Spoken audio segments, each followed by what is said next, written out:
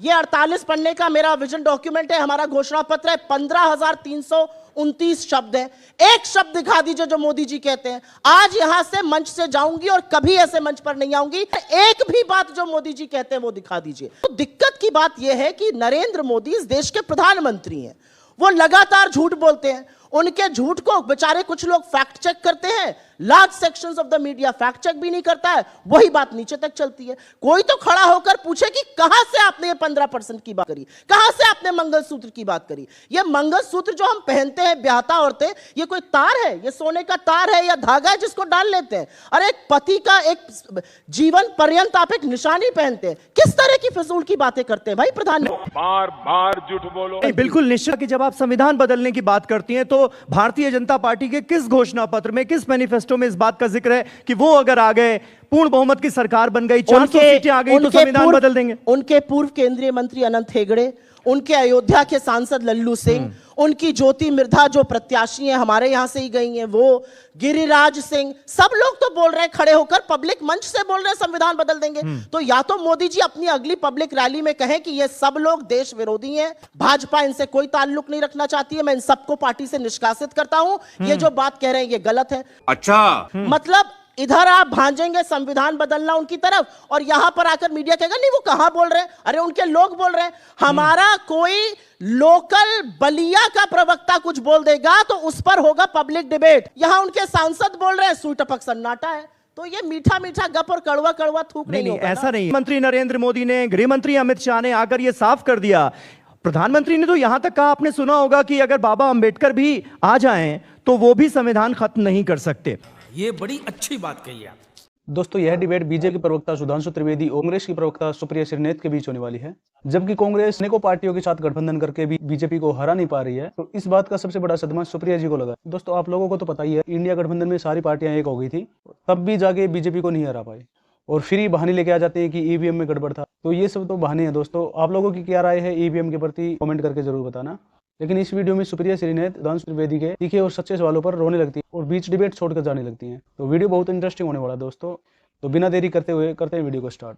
अंशु जी, मैं आपसे यही कहने जा रहा था कि आपकी पार्टी के तमाम नेता जब खुद पब्लिक मंचों पर इस तरह के बयानात देंगे कि 400 सीटें दीजिए, हमें संविधान बदलना है, बड़ा फेरबदल करना है, तो फिर चर्चा तो वहां से शुरू हुई ना। ये हमारे नेताओं के तो किसी बयान को लेकर कह रहे हैं, मैंने तो इनके कृत्य बता दिए। इन्होंने कहा कोई बलिया का नेता बोल देता है तो ऐसा होता ही। बताइए, राहुल गांधी पर्ची फाड़े थे, वो बलिया के नेता थे?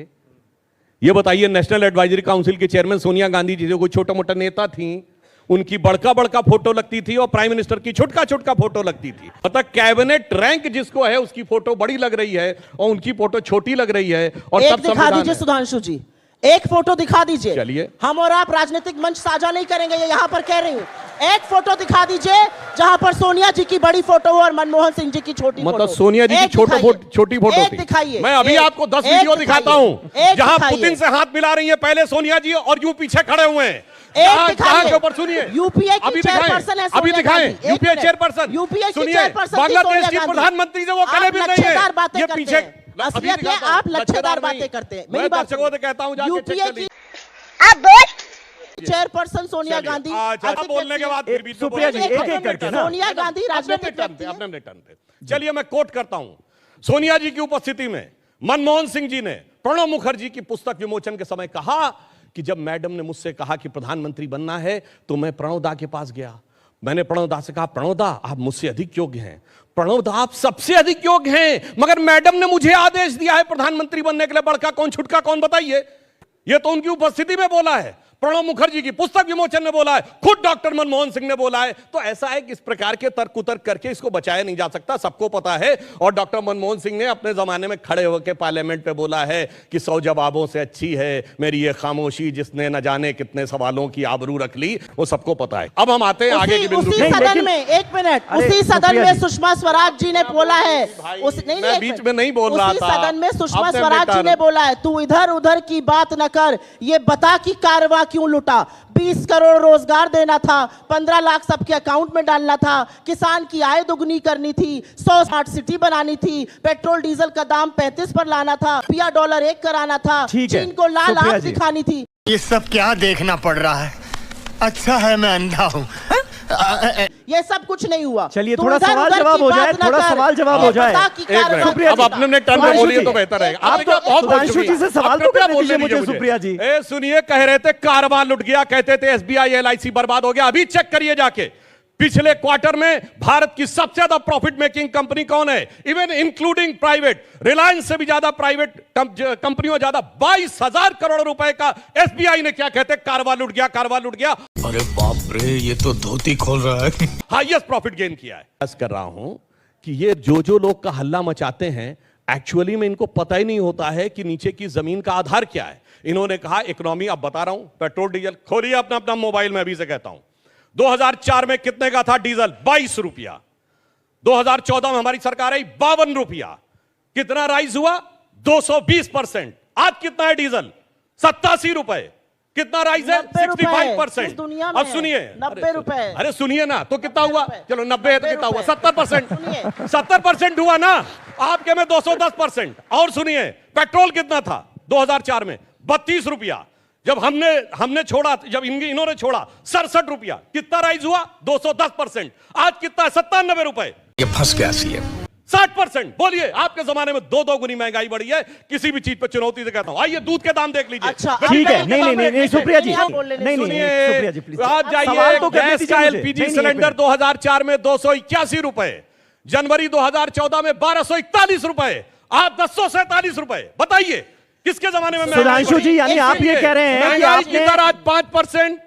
इनके कोई 5 साल बता के जाएं जब 5% से कम हो। सुधांशु जी। चुनौती के साथ कहता हूं, कोई 5 साल बता के जाइए आपके शासनकाल में जब 5% से कम अब मैं जरा 2-4 बातें सुधांशु जी से कह दूं। आप मेरे ट्रैप में फंस गए। ऐसा कैसे हो सकता है? कैसे? आप एसबीआई एलआईसी की बात करने लगे। एसबीआई एलआईसी की बात हमने कब करी थी? जब अडानी महाघोटाले की बात करी थी। अब तो देश के प्रधानमंत्री कह रहे हैं कि अडानी और अंबानी बोरों में भर भर के, टेम्पो में लाद लाद कर काला धन बांट रहे हैं।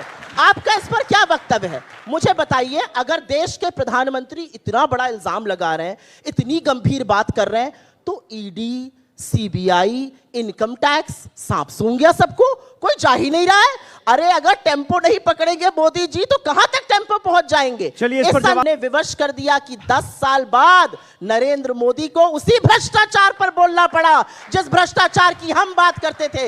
एक बात बोलता हूं, असलियत यह है कि आप जो बोल सिलेंडर दीजिए, 400 का बोल था उसको 1100 कर दिया, जो पेट्रोल 70 का था उसको शतक पार करा दिया। अब ये हाल आपने महंगाई का कर दिया है।